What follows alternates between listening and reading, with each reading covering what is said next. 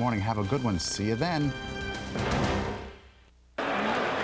Ladies and gentlemen, the President of the United States. Good morning.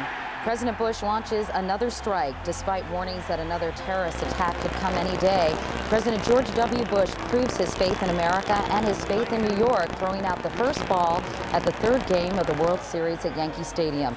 The president gets back to more serious matters with a meeting with congressional leaders today, Wednesday, October 2001. From NBC News, this is Today with Katie Couric and Matt Lauer, live from Studio 1A in Rockefeller Plaza. Now there's a serious fan, and welcome to Today on this Wednesday morning, everyone. I'm Katie Couric. And I'm Matt Lauer. It was a great moment last night when the president took the field. Great for sports fans, Yankee fans, but great for Americans, obviously united behind a president. And can I say something? Yeah. He can throw. Really? He threw a strike. It was very impressive. Well, you know, he loves baseball so much. Part owner of a team. It was a very, very stirring moment. And I was surprised it was the first time a president had attended a World Series game in New York. Right, at Yankee Stadium. He was a very moment. welcome guest, wasn't he? It really was nice. Of course, we should tell you the Yanks went on to win that game 2-1. The president did not stick around. He didn't watch the whole thing. The series now stands at 2-1, Arizona holding the advantage. Now, the fourth game in the Fall Classic is tonight. All right, and Matt, there was more big sporting news in New York last night. A little further downtown at Madison Square Garden, the legendary Michael Jordan made it official, kicking off the new basketball season and his second comeback to the game he loves. Lots of fans were off to see the Wizard, and Jordan's Washington team took on the New York Knicks in a highly anticipated showdown.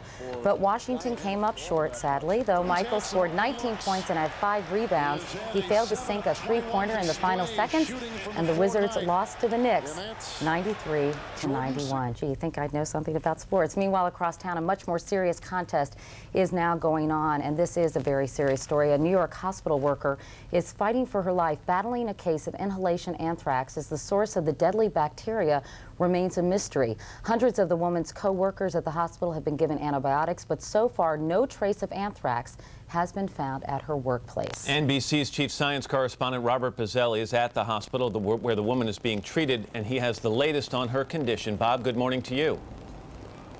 Good morning, Matt. The woman is gravely ill. She's fighting for her life. And in fact, the woman is a 61-year-old Vietnamese immigrant who is in many ways a typical New Yorker. And that makes this case so interesting and so frightening. She went to work. She didn't handle much mail. She handled some medical supplies that in no way could have given her anthrax. She went about her daily routine. Investigators are going through it in great detail to try to find out what the source of exposure, particularly enough exposure to get the anthrax into her lung and give her the deadly inhalation form. It's a major medical mystery.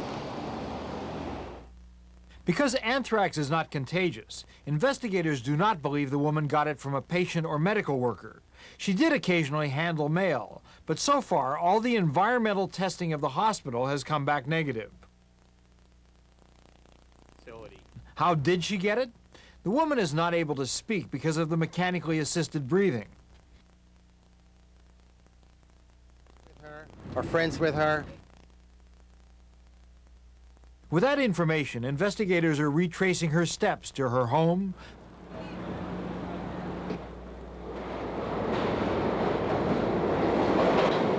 Having looked very carefully, we're confident that we do not see any unusual cluster or number of cases of ill people who may have had an anthrax exposure.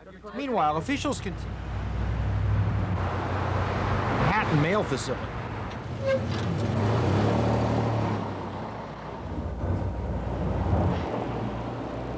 This case is what epidemiologists call an outlier. It doesn't fit into the pattern of everything else that's gone on in this particular epidemic.